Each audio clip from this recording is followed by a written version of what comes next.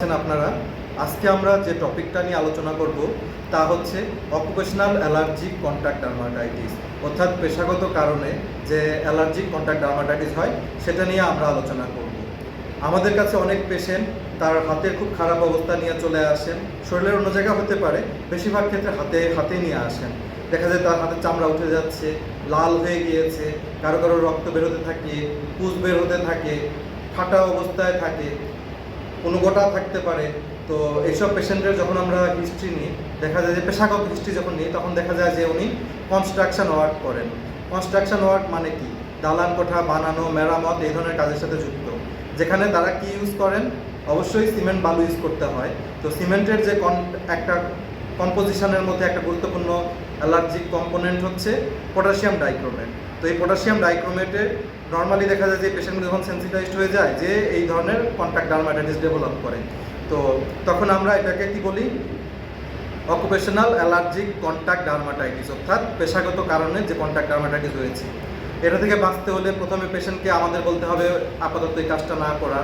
2 number, ওখানে যে ক্ষতগুলো সৃষ্টি হয়েছে সেগুলোর ভালো করার জন্য কিছু ওষুধপত্র দেওয়া, সেটা খাবার হতে পারে, মাখার হতে পারে। এরপরে যখন এটা ভালো হয়ে যায়, তখন ঘাটা ভালো হয়ে যায়, তখন আমরা বাকি যে কন্ট্যাক্ট ডার্মাটাইটিস আছে সেটা ভালো করার জন্য অন্য কিছু মলম ময়শ্চারাইজার প্রেসক্রাইব করে থাকি। আর পেশেন্টকে আমরা বলি যখন আপনি ভালো হয়ে যাবেন গ্লাভস পরে কাজ করবেন, বড় গ্লাভস পরে। কিন্তু যদি দেখা যায় যে এর পরেও তার এই সমস্যা বারবার হচ্ছে, তাহলে তাকে আমরা উপদেশ দিই তার এই পেশা পরিবর্তন করে অন্য পেশায় যেতে, তাছাড়া এটা বারবার হবে। তো আজকে আমরা যে কেসটা দেখালাম এটা আসলে সিমেন্টের ব্যবহারের কারণে কনস্ট্রাকশন ওয়ার্কারের ক্ষেত্রে। তবে এই ধরনের কন্ট্যাক্ট ডার্মাটাইটিস অন্যান্য জিনিস থেকেও হতে পারে। অন্যান্য জিনিস বলতে আমি কোনো কেমিক্যাল বোঝাচ্ছি, যারা ওয়াশিংয়ে কাজ করেন, ওয়াশিং যে প্ল্যান্টগুলো আছে সেগুলোতে কাজ করেন, যারা কেমিক্যাল ফ্যাক্টরিতে কাজ করেন, কোনো গার্মেন্টসে যেখানে কেমিক্যাল ডিল করতে হয় সেখানেও হতে পারে। তো তখন তাকে আমরা কি বলবো? অকুপেশনাল কন্ট্যাক্ট ডার্মাটাইটিস, বাট সেটা হচ্ছে অন্য জিনিসের কারণে, অন্য অ্যালার্জেন্টের কারণে। আজকে যেহেতু আমাদের ফোকাসটা ছিল কনস্ট্রাকশন ওয়ার্কারদের ক্ষেত্রে, তাহলে এখানে আমাদের যে অ্যালার্জিক কন্ট্যাক্ট ডার্মাটাইটিসটা হয়েছে সেটা হচ্ছে সিমেন্টের জন্য হয়েছে। তো আশা করি ভবিষ্যতে আপনারা এই বিষয়ে সাবধান থাকবেন। যদি এই ধরনের সমস্যা দেখা দেয় আগে থেকে প্রতিকারগুলো নেবেন।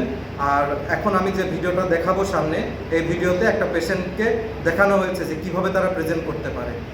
আশা করি আপনারা ভালো থাকবেন। ধন্যবাদ সবাইকে। আপনার এগুলো কতদিন হয়েছে? প্রায় 1 মাসের মতো। কী সমস্যা হয় এখানে? এখানে আমি সিমেন্টের কাজ করি। আপনার এখানে কি সমস্যা হয়? এখানে চুলকায়, আসলে ঝালায়, ব্যথা করে।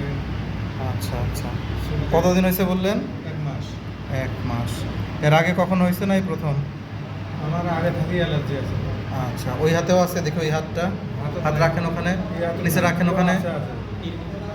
এই হাতেও আপনার আছে। হয়েছে। আচ্ছা, হাত উল্টান। এই সাইডে নাই। আচ্ছা, আপনি কি কাজ করেন? রাজমিস্ত্রি। কতদিন থেকে করেন?